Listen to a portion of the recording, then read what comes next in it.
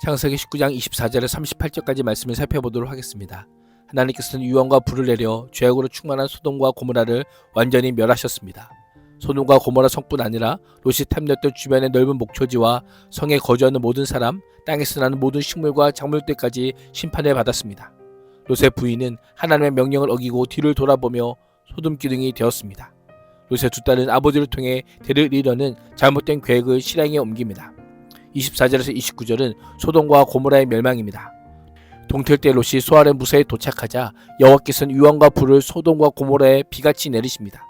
여호와께서라는 표현을 두 번 반복하여 사용하므로 소돔과 고모라에 내린 유황의 심판이 단순한 자연재해나 재앙이 아니라 하나님께서 내리신 재앙임을 강조합니다.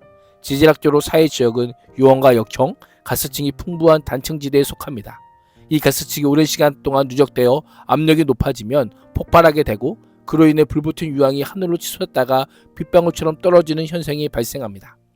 일부 학자들은 대지진과 더불어 지하에 묻혀있던 가스와 유황이 터져 나오면서 유황 성분의 역청과 뒤범벅되어 불이 붙은 채 쏟아져 내렸을 것으로 추측합니다.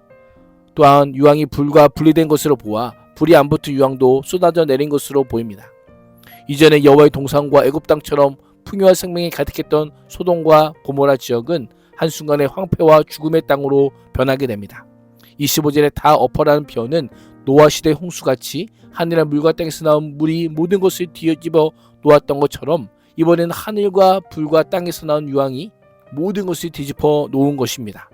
롯의 아내는 뒤로 돌아보다가 소금기둥이 되고 말았습니다. 돌아보다란 주시하다, 생각하여 바라보다, 관심을 보이다라는 뜻입니다. 롯의 아내는 롯의 뒤를 마지못해 따라오다가 뒤에 두고 모든 것에 미련을 버리지 못하고 주목하여 바라보다가 심판을 당하게 된 것입니다. 의인 롯과 함께 살았지만 아내는 남편의 하나님보다 소돔에 더 사로잡혀 있었습니다. 천사들이 한 번이라도 돌아보지 말라는 명령을 가볍게 여긴 결과였습니다. 손에 쟁기를 잡고 뒤를 돌아보는 자는 하나님 나라에 합당하지 않다라고 말씀하신 예수님의 말씀을 떠올리게 합니다. 하나님의 심판을 피하여 도망가던 롯과 그의 가족 중에 롯의 아내만 소금기둥이 되었습니다. 이를 통해 하나님께서 불순종한 자만 구별하여 징계하시는 하나님이요 하나님께서는 자연법칙에 구애받지 않으시고 역사하시는 초자연적인 분임을 알려주고 있습니다. 아브라함은 이 모든 장면을 목격하고 있었습니다. 이른 아침 아브라함은 여호와 앞에 서 있는 곳으로 다시 갑니다. 그것은 여호와 일행이 소돔을 내려다본 장소이자 아브라함이 여호와께서 그 성을 위해 중재를 시도했던 것입니다. 해가 뜨자마자 상황을 보기에 달려온 아브라함은 이미 심판이 실행되어 소돔과 고모라와 그 주변 땅들에서 연기가 옹기가면서 피어오르는 것처럼 솟고 있는 광경을 보게 됩니다. 아브라함이 목도한 광경은 기도하고 바랐던 의인 10명이 이곳에 없음을 암시하기에 매우 큰 충격이었을 것입니다. 동시에 롯과 그의 가족의 생사를 염려했을 것입니다. 29절은 하나님께서는 소돔 지역의 성읍들을 멸하실 때 아브라함을 기억하심으로 롯을 그 심판에서 내보내셨다라고 분명히 말씀합니다.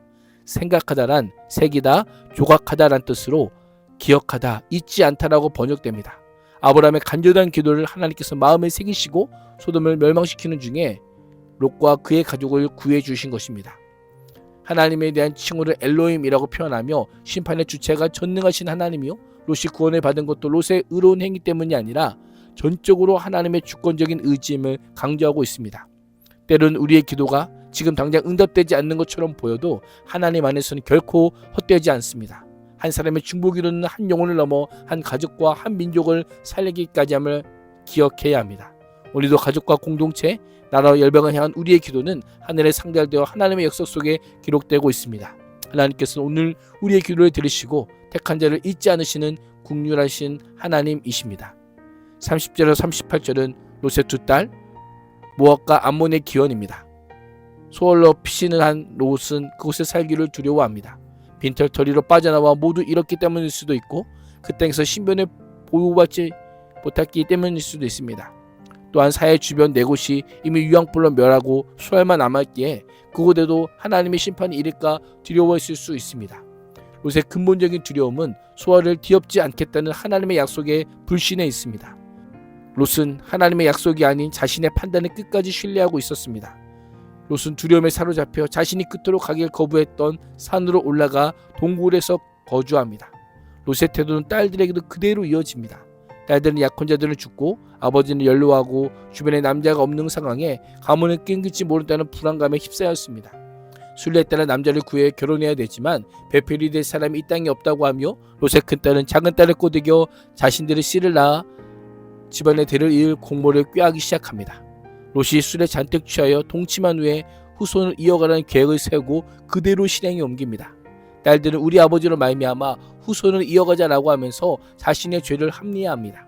결국 아버지를 속여 잘못된 방법으로 후손을 얻습니다. 그럼에도 불구하고 죄의식이 전혀 없습니다. 손님들을 위해 딸을 이용했던 롯은 후손을 잇기 위해 딸들에게 이용당하는 신세가 되고 말았습니다. 풍요를 쫓아온 롯의 인생도 결국 아내에게도 딸에게도 사위에게도 소돔 사람들에게도 그 어느 누구에게도 아무런 영향을 끼치지 못했습니다. 소알도 있고 아브라함의 권속들도 있었지만 소돔에서 그저 보고 배운 대로 살던 그대로 행할 뿐입니다.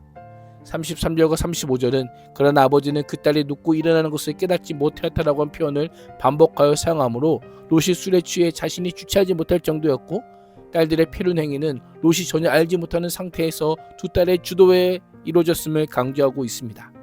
두 딸은 아버지로 말미암아 임신하여 출산합니다. 큰딸은 아들을 낳아 아버지로부터라는 뜻을 가진 모압이라고 부릅니다. 작은딸은 아들을 낳아 내 백성의 아들이라는 뜻을 가진 베냐민이라고 부릅니다. 모압은 모압 족속의 족상이 되었고 이후 이스라엘 민족의 적대 민족이 되었습니다. 베냐민은 암몬 족속의 조상이 되었고 암몬 족속은 하나님의 복을 누리는 대신에 언약 백성을 향한 적대적 태도로 인해 하나님의 저주를 자처하고 말았습니다. 결국 롯을 통해 번역을 추구한 삶의 결말이 얼마나 비참한지를 알려주고 있습니다. 오늘 하루도 세상의 미련을 갖지 않고 하나님의 약속의 성취를 신뢰함으로 맛을 간직한 소금으로 살아가는 그리스도인이 될 수 있기를 주님의 이름으로 축복합니다. 기도하겠습니다. 하나님, 번역을 추구한 삶의 결말이 어떠한지를 분명히 보았습니다. 하나님의 말씀이 소돔과 롯에게 그대로 이루어짐을 바라보며 하나님의 약속의 성취를 신뢰함으로 날마다 깨어있는 그리스도인이 되게 하여 주옵소서. 예수님의 이름으로 기도합니다. 아멘.